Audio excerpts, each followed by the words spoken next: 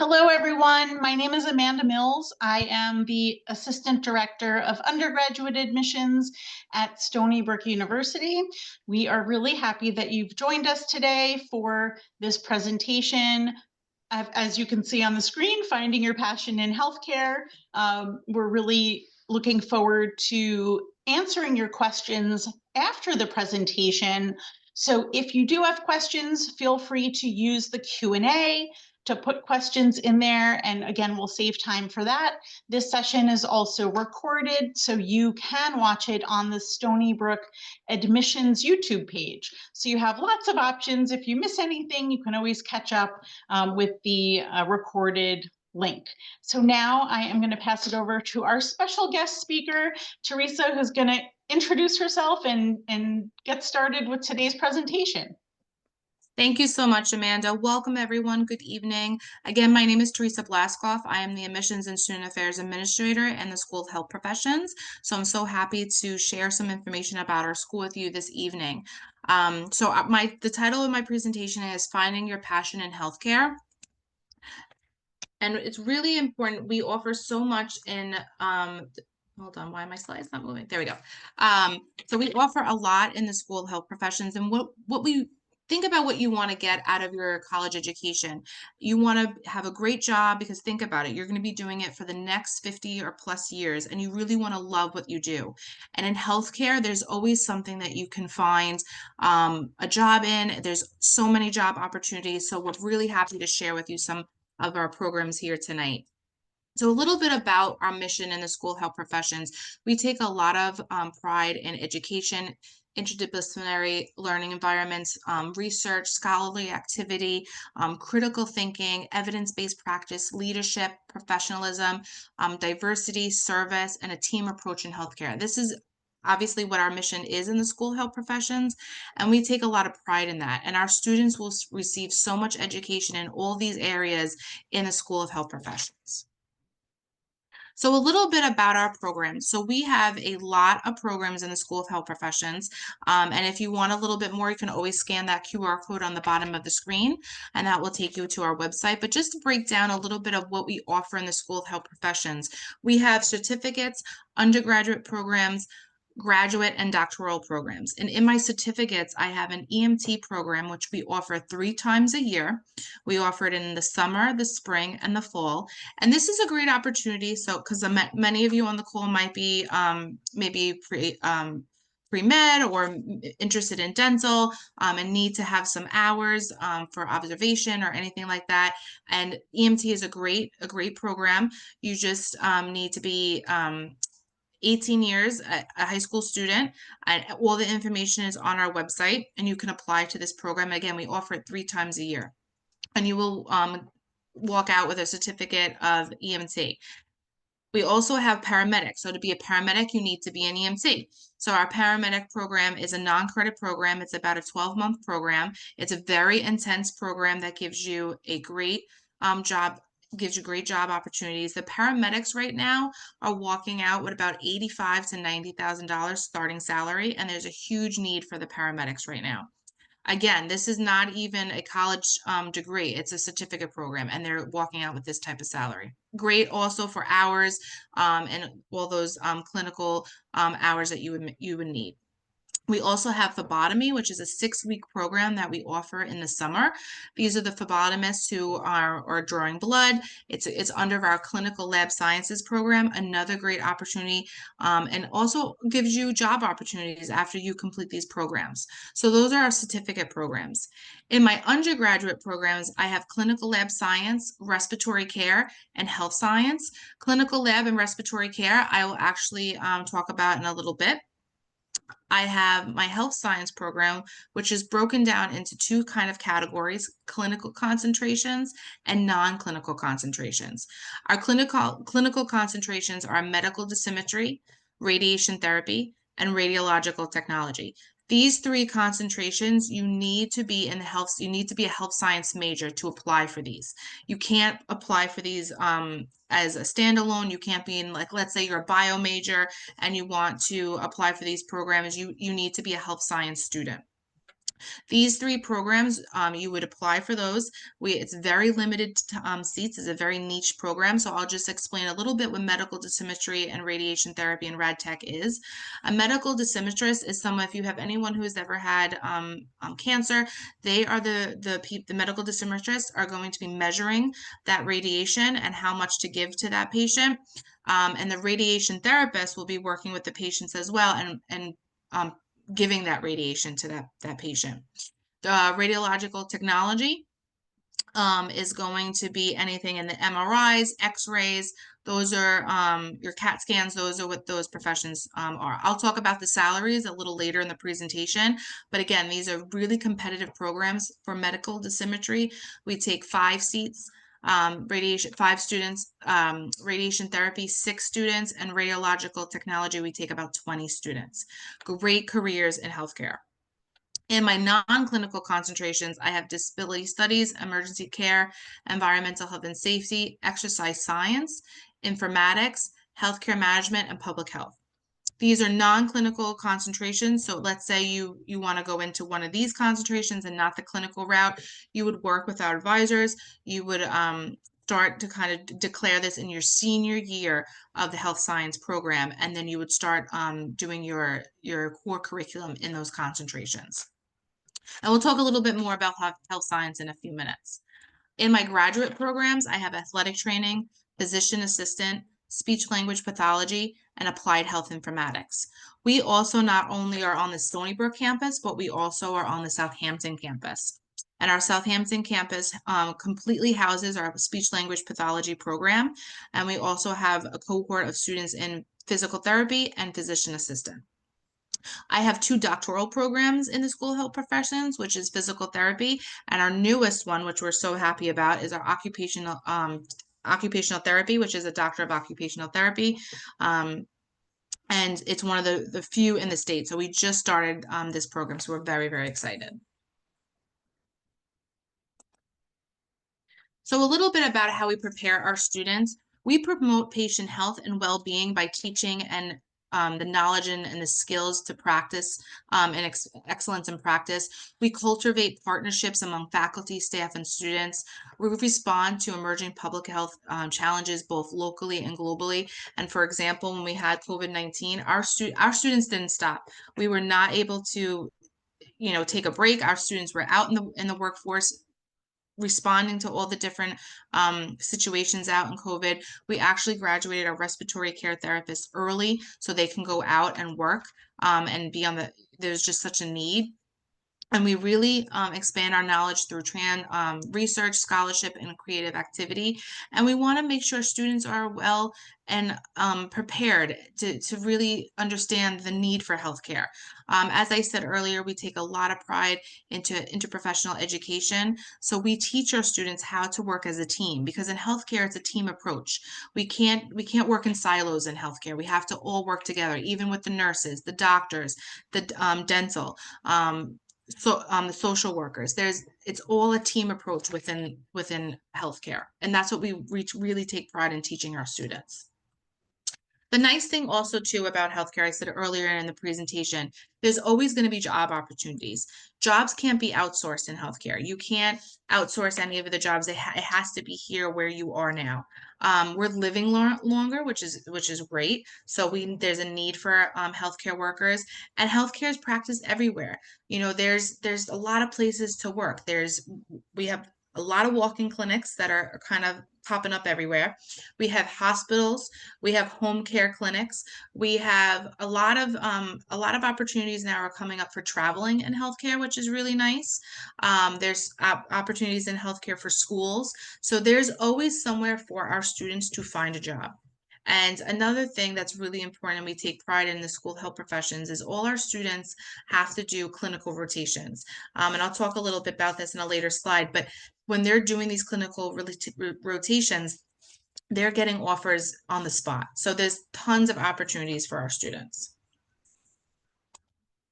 So this is just a little bit of a slide to kind of show you, the progression in the industry and some of the programs that are taking a really big boom right now.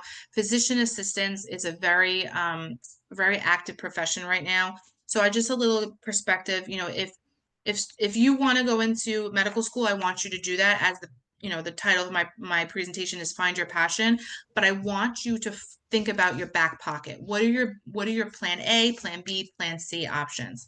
So just to give a little perspective of what the outline is. When you think of medical school, you have your 4 years undergrad, then you're applying to medical school, then you have to go into your residency. You're talking about 8 to 10 years before you're actually fully practicing in medicine. For my physician assistants right now, it's a 4-year undergrad plus a 2 years master's here at Stony Brook. Those students are walking out with only a 6-year education, 4 years plus two, with 125 starting salary to $150,000. And I just want to put that out there because it's so important to always think of what your backup plan is.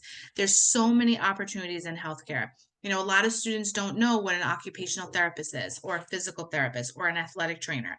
These are all great professions in healthcare and are great opportunities for you to think about all the different professions. The other job that's kind of taking, like the two that are kind of rising right now, are speech language pathology and athletic training. And speech language pathology gives a lot of opportunities in schools. You're seeing a lot of now speech therapists in the schools, this hospital. So there's a lot of opportunity there. So think about that when you're starting to think about your careers. So a little bit more about my undergraduate programs. So we have, like I said earlier, we have 3 undergraduate programs in the school health professions: respiratory care, clinical lab sciences, and health science. So the respiratory care therapists are very skilled healthcare practitioners who work critically while treating patients with breathing difficulties due to respiratory or cardiovascular problems. They also work with all different populations. If you're interested in working with newborns, they work with newborns.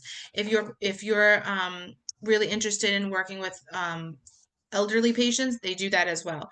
They also work with, if anyone has anyone who knows who snores, the polysomnography, which is the sleep apnea.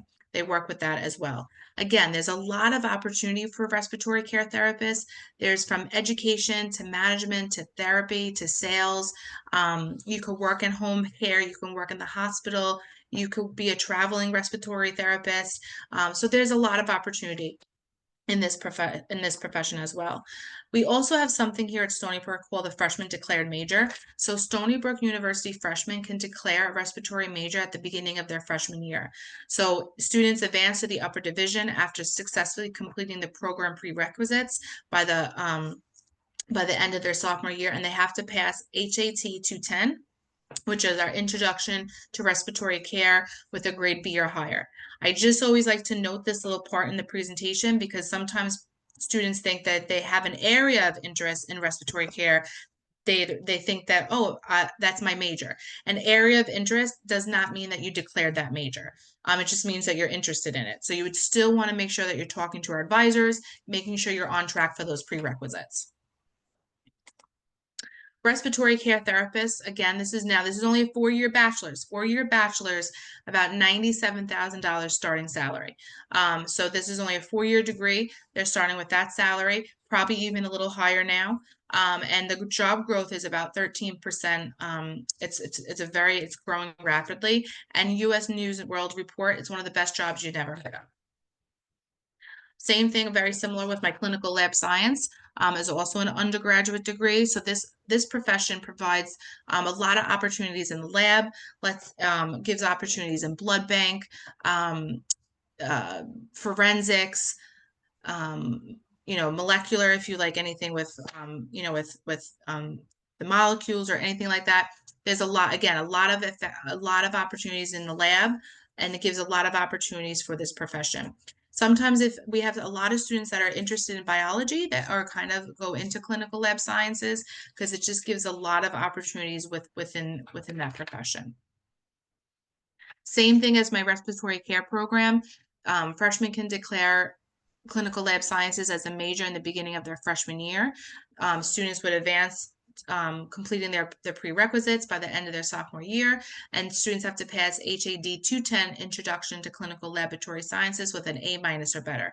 Same thing as respiratory care. Doesn't just because you have an area of interest doesn't mean that you're declared as that major. So again, for these two programs, if this is something you're interested in, make sure you're talking to your advisor at the very beginning of your freshman year. We'll make sure you're connected to one of our advisors over in the Health Sciences Center, and we'll make sure that you're on track for those prerequisites. Again, starting salary is probably right now between 85 and 90,000. They actually have gone up a little bit. Again, a 4-year degree, and this job is growing as well. So again, two great professions in healthcare and their undergraduate programs. So it's just a 4-year degree, and you're getting a great starting salary. My third undergraduate program is health science. And health science is a great undergraduate major that gives you a lot of skills in principles and scholarship, ethics, culture, competency, communications, critical thinking, evidence-based practice, and it gives you an overall view of the healthcare industry. I get a lot of questions from students saying, what's a great major for pre-med? And the answer to that is there is no great major for pre-med. You could do any major if you want, if you're looking into that. What I tell students is they say, well, should I do health science or should I do bio? And if you really love bio, like our dean always says, like if you love if you want to learn the biology of the pen, then do bio if you really, really love bio. But if you want an overarching kind of view of what the healthcare industry is, health science is a great major because it gives you all that. And a lot of programs now want to they want to make sure you're well rounded in the healthcare industry, and we do that in the health science program. We really we have our health science program is based on learning communities, so they really get to work together, and it's just a great environment and gives you a great practice and critical thinking. And the nice thing about our health science program is it gives you opportunities and it gives you a nice introduction to our graduate programs. We are starting to develop a lot of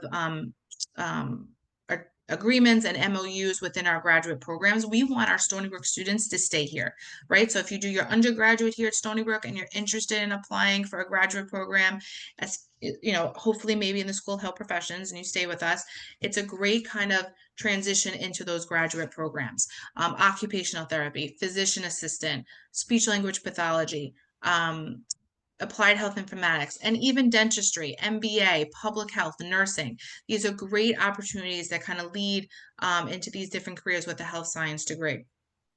The other thing the other thing that we started is one of our newest concentration, which is exercise science. So a lot of students who are interested in maybe being a physical therapist or athletic trainer or even occupational therapy, they do the concentration of exercise science because it gives a nice kind of prerequisite into those programs. And think about it. So the nice thing about healthcare is you can couple things, right? So let's say you really love drawing, right? And you want to you love drawing. You could be a medical illustrator for a health, for the books. Like you could do that. Let's say you really love art therapy. You could do that, or music, and think about the different things. Our athletic trainers work with a lot of different programs such as Amazon. They work in with the Rockettes because they're training, because they have to really practice all those trainings. So there's so many opportunities in healthcare that you can do with our health science degree. So it's a great undergraduate major. A little bit more about those 3 concentrations, those clinical concentrations I was talking about earlier in the presentation. So medical dosimetrist, radiation therapist, and radiological technology. So these are, again, so it would be a 4-year health science degree, and then you would declare your clinical concentration and apply to that program. Again, you can only do this as a health science student. You can't be another major and apply to these programs. But the starting salary for a medical dosimetrist is $115,000. Starting salary. Radiation therapist, $105,000, and radiological technology, about $80,000 to $90,000, depending on evening and days. So these are great, again, great fields in healthcare, very niche programs, but great opportunities. So a little bit of more of why it's so wonderful in the School of Health Professions. I am very lucky to work with such great faculty that are still practicing in their field. We have a lot of faculty that are doing research, such as the effects of COVID, drowsy driving, Lyme disease. So we have a lot of our faculty practicing, and it's great because they're in the field. They're still clinicians. They're working and teaching every day. And a little bit more. We are a teaching hospital, so we're very lucky. Our students have to do clinical rotations, so they will have a lot of opportunities here at Stony Brook University in the hospital. We have the Long Island Vets Home. We have the Children's Hospital. We have the newest location, which is in Lake Grove, that has a lot of different variety of outpatient facilities. And there's just a lot, and then of course Southampton Hospital. So we have a lot of opportunity for our students to do rotations. It is a requirement for graduation for our students to do a clinical rotation, and you don't have to worry about finding that clinical rotation. We'll help you. We'll make sure that you're placed. That is our director of clinical education responsibility. So you don't ever have to worry about. I get some students saying, well, do I have to find my own clinical rotation? No, we will help you and make sure you get placed. So you don't have to worry about that. And lastly, as I kind of went through the presentation, there's so many choices, so many pathways in healthcare, and we're a family. We are very lucky. A lot of we're a tight-knit community. Our programs, our students are working towards their goals. We're accredited programs. All our programs have all their accreditation up to date and our credentials. We're excellent workforce projections. And it's, like I said earlier, it's a team approach. Healthcare, you can't do alone. So we hope that you find your passion. I hope it's here at Stony Brook. And I hope you have a little bit more of a scope of all the opportunities here at the School of Health Professions at Stony Brook. So I know, Amanda, do you want me to go through some of those questions a little bit? Okay. So I know I'm going to just stop sharing if that's okay. Actually, you know what? Let me put the QR code on.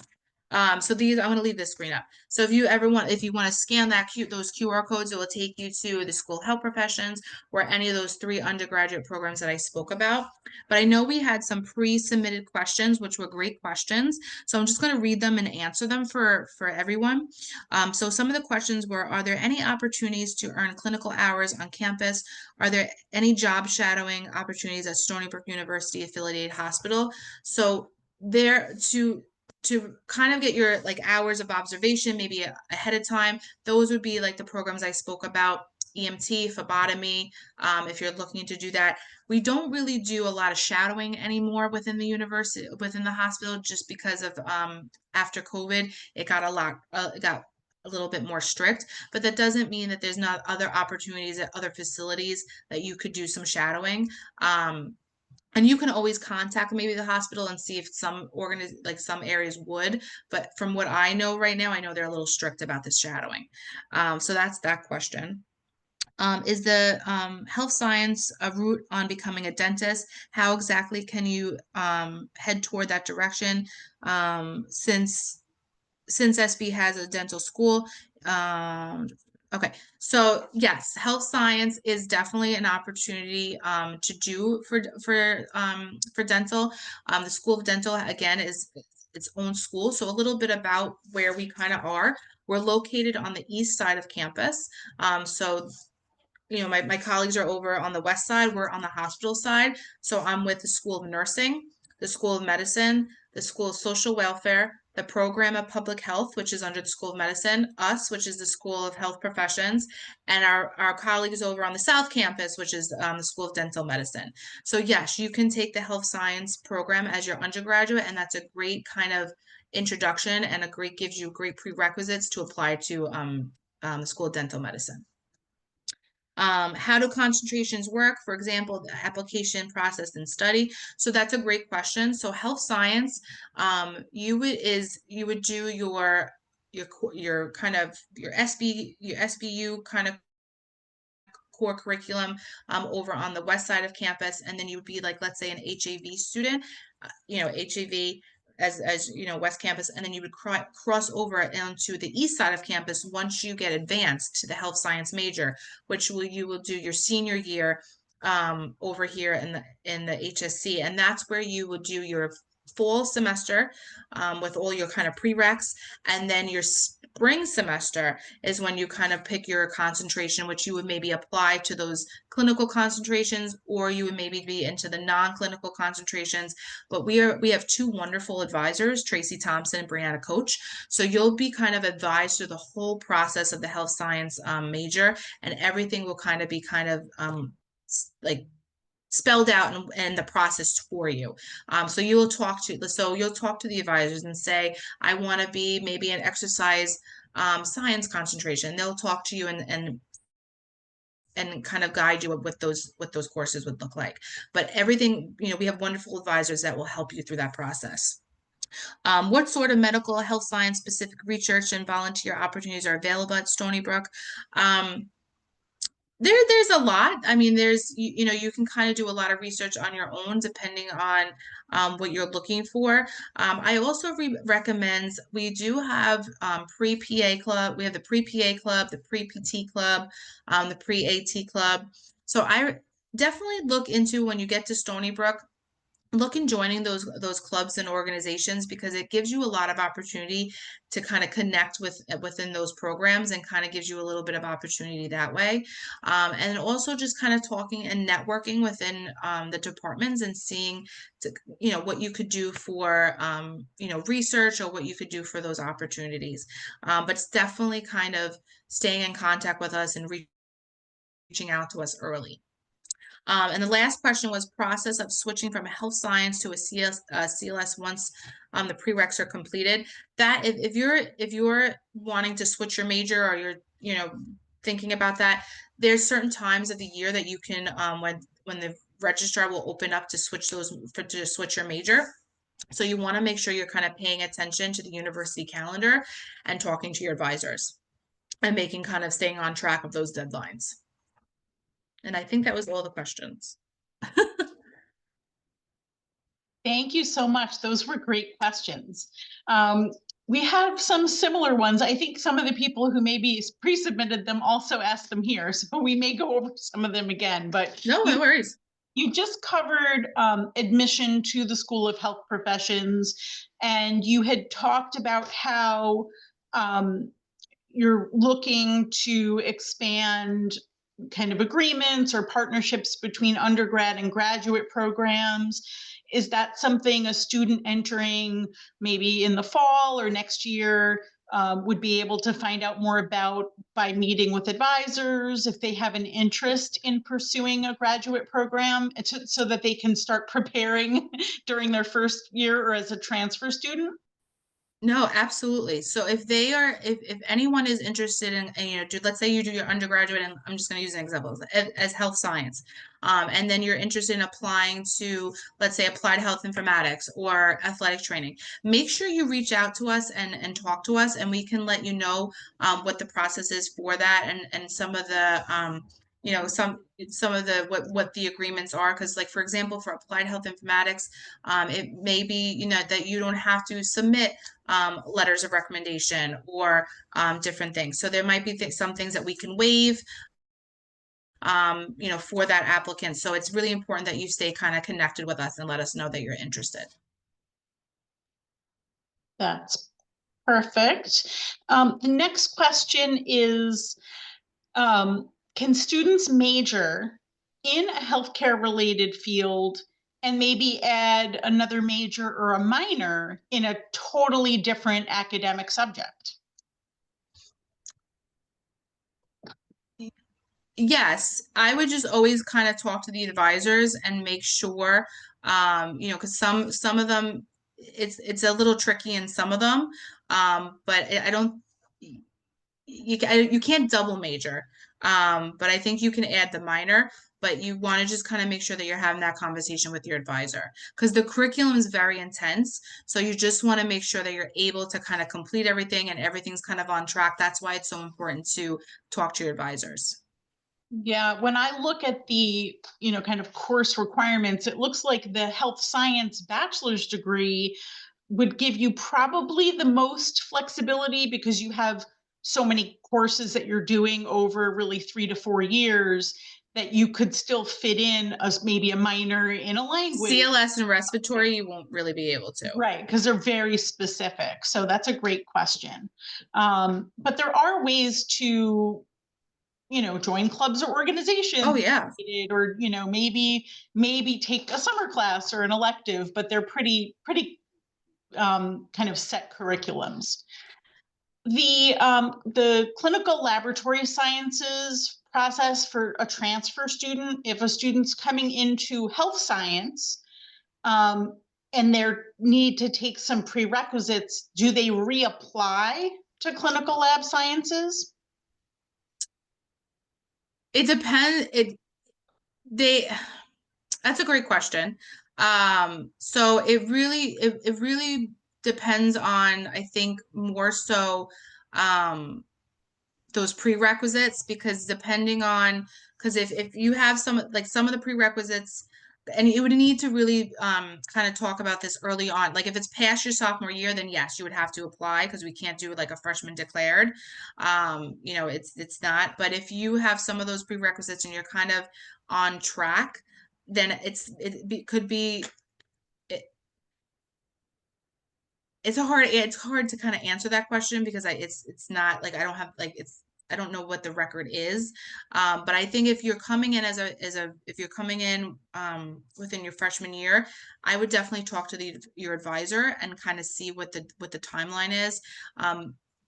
My gut answer is that you would probably have to apply to the CLS, just because depending on what those prerequisites are, and if you don't have them, then you would have to apply for that, and make sure that you kind of have those prerequisites. But that's a great question. I'm going to actually look into that a little bit more, and I can always give you a little bit more information, Amanda, about that. Okay, that's great. Another question and this is a very popular question. We get this all the time in undergraduate admissions, and you probably hear it too. And I would think it's the same whether it's the master's in physician assistant or the doctorate in physical therapy or med school or any of the graduate health professions.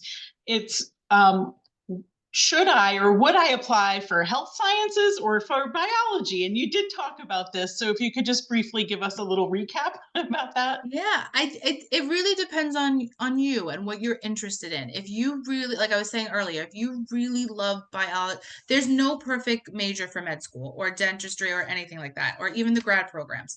You can be, as long as the major part in any of these kind of graduate or any of these programs is those prerequisites. So your anatomy, your physiology, chemistry. If you have those prerequisites, that's what you really need to apply to these programs. So you need to always look on the website and see what those prerequisites are.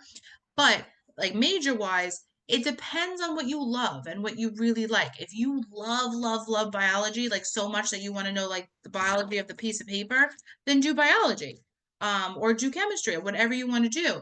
But if you really want to kind of get that kind of scope of what healthcare is about and kind of like a nice overview, health science is such a wonderful major, because it's going to give you all that. It's going to give you critical thinking. It's going to give you communication. It's going to give you evidence-based practice. It really prepares you for the scope of what healthcare is about. So I hope that kind of answers that question a little bit. But like I said, there's no direct major, but the most important thing I will say to any student is make sure you're getting those prerequisites to apply to those programs. Yes. And I think another point that gets lost sometimes, when you're in high school and you're kind of contemplating, like, how do I choose a major? You would not be alone in changing your major during your first or second year. That happens. You might start out in biology and realize that you prefer health science, or you might start out in, a totally different academic subject and then find your way to health science. So there are opportunities, especially if you start to identify those interests in your first year in college, to shift your direction, and you'll have some similar courses that'll fulfill requirements just like you would with the core curriculum. So you really, in your first year especially, wouldn't be wasting time, which I think is a big concern for a lot of students. This is a question we don't actually get a lot specific to health science, but if a student is interested in pursuing a path in psychiatry, we usually recommend that they start as a bachelor's degree in psychology. Do you ever have students who go the psychiatry route through health science that you're aware of? Um, off the top of my head, I can't recall, but I don't see a wrong in it. Again, I think to kind of answer that question is those making sure you have those kind of core classes, to kind of pursue that education. I don't think it would be a wrong route. Yeah, Be okay. especially because it's the other things that you do in college, like maybe it's research, maybe it's an internship, maybe it's working in a lab, as or working as a teaching assistant, where you're gaining experiences that are going to help you figure out what you're going to do and help you in your application process to the graduate programs. But the foundational coursework is really to get you critically thinking and learning basic skills. So for most people and for most majors, you can do that, and it's pretty flexible. If I'm interested in pursuing optometry, could health science support that? I think I saw that on your slide. So Yeah. Yep. perfect. And like I said earlier, health science, again, and I'll go back to that slide, just a little bit to give a little bit more. Um, it gives health science can give you a nice range of all different areas. Like I said, it could be pharmacy, it could be teaching, it could be even be teaching K through 12, it could be social welfare, it could be sports management, it could be pharmacy. Even going back into our graduate programs, medicine, dentistry, public health. So again, there's a lot of opportunities that can lead from the health science degree. So I think it's a great opportunity for students and gives them a lot of career paths. Okay, great.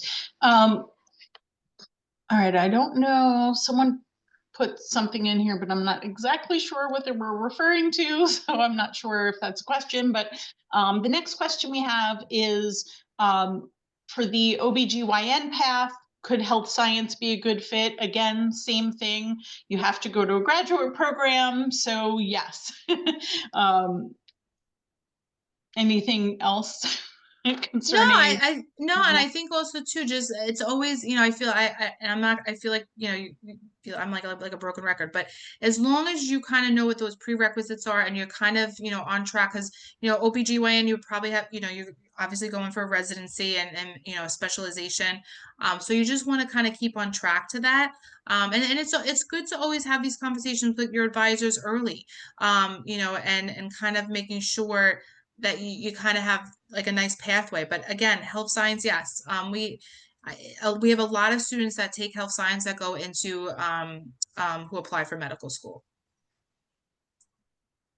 Yes. Okay, those questions were so good. I feel like every time Teresa does this presentation, I learn a lot more and we get really good questions, which is very exciting. I want to thank Teresa for her presentation and thank everyone for joining us today. We really appreciate